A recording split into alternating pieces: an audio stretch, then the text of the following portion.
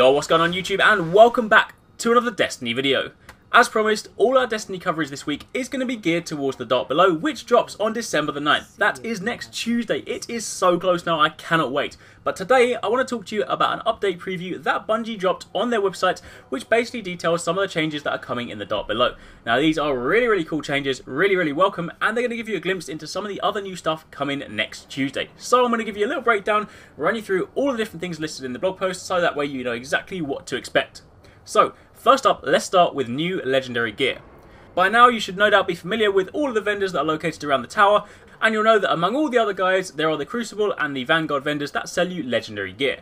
That legendary gear next Tuesday is going to be replaced. It's going to be replaced with more powerful gear that will feature higher attack and defense values.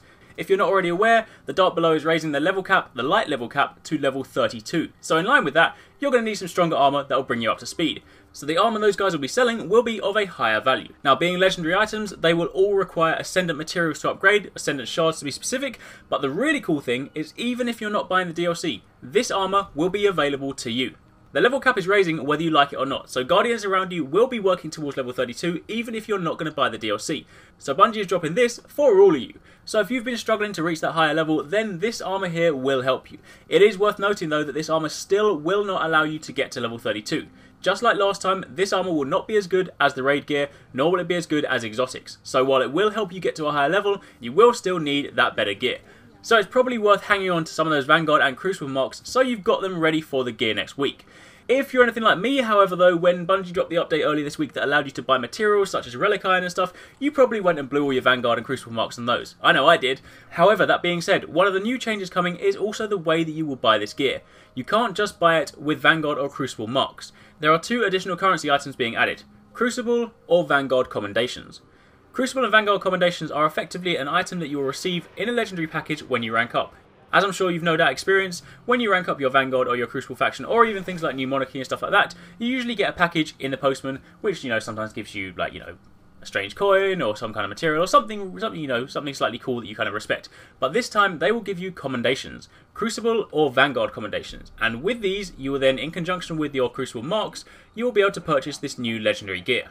So while it is still worth hanging on to those marks, it doesn't necessarily mean that the second those vendors go live on the 9th, you'll be first up buying that armor. So, they are two of the changes: new legendary gear and a new currency system. Also, if you're a collector and you want to sort of hold on to that armor, then it might be worth picking it up, because when it gets replaced, I don't currently know whether you'll be able to buy the old armor ever again. So it could end up being a really exclusive, limited, rare item. So make sure you pick it up if you just want to hang on to it. Next up, just as a quick recap, I mentioned this in my video earlier this week when I was talking about the way that exotics have changed, but just as a quick recap, because this is also in the blog post, exotics have now changed, their talent trees have changed, because up until now you've upgraded exotic items with Ascendant shards and Ascendant energies.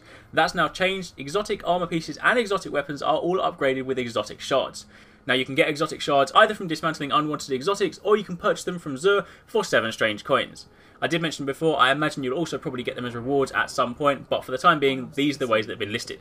So if you have exotics right now that haven't been fully upgraded, they will right now be adopting that new mechanic. So if you scroll right to the end of the talent tree, you'll see they need exotic shards to upgrade.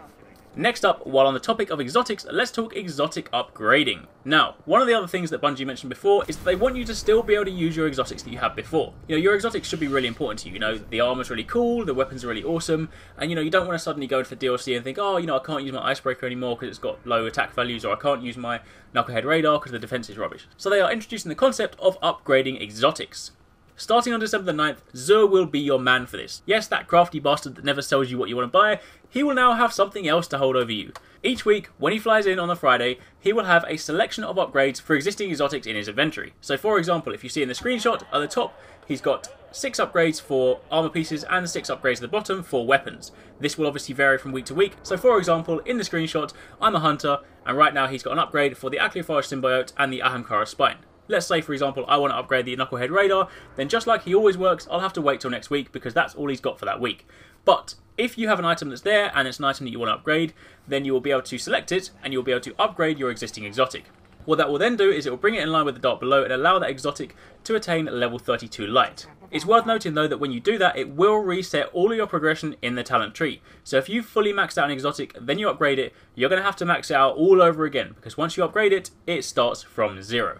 But that, my friends, is how you're going to be bringing your exotics up to speed. which just means that Zur control you even more. He'll probably sell you the Sunbreakers every single week and then sell you an upgrade for the Sunbreakers every single week. But either way, that's how it's now going to work. Next up, Crucible Changes. So, the expansion 1 will include 2 new exclusive competitive playlists. It's got the new Crucible Arenas, Pantheon, Skyshock and the Cauldron, and they'll be available in the map rotation. Bungie have said that the playlists available in the Director are going to be sort of changing from week to week. So some weeks they'll alternate between 12 and 6 player engagements, and also some weeks the map rotations will alternate between focusing solely on the new expansion arenas, and also sometimes including original launch maps in the mix as well. Next up, Heroics and Nightfalls. Again, with the increase in the light level up to level 32 now, Heroics and Nightfalls will be increased by a further 2 levels, which will keep them in line with the new content. So that now means that your Nightfall is usually level 28, so it will now be level 30, and your Heroics again will vary accordingly.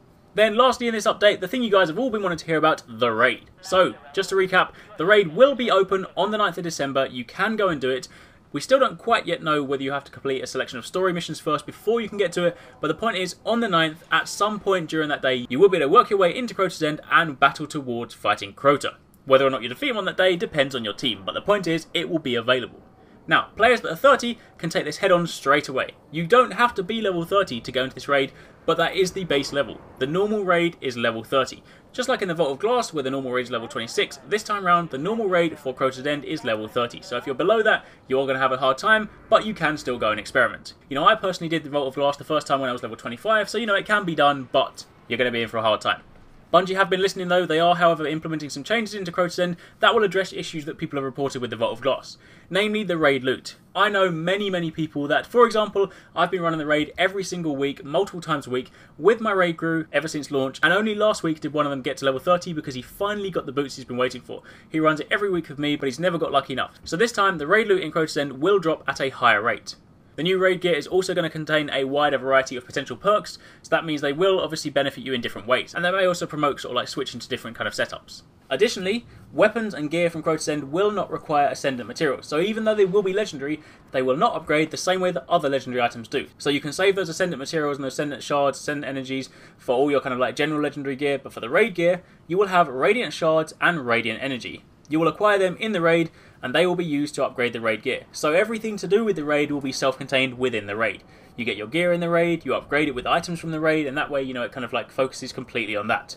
If you have unwanted items of gear from the raid, when you dismantle them, they will dismantle into Radiant materials. So if you dismantle, say for example, a raid chest, it will dismantle into a Radiant shard, and a raid weapon will dismantle into a Radiant energy.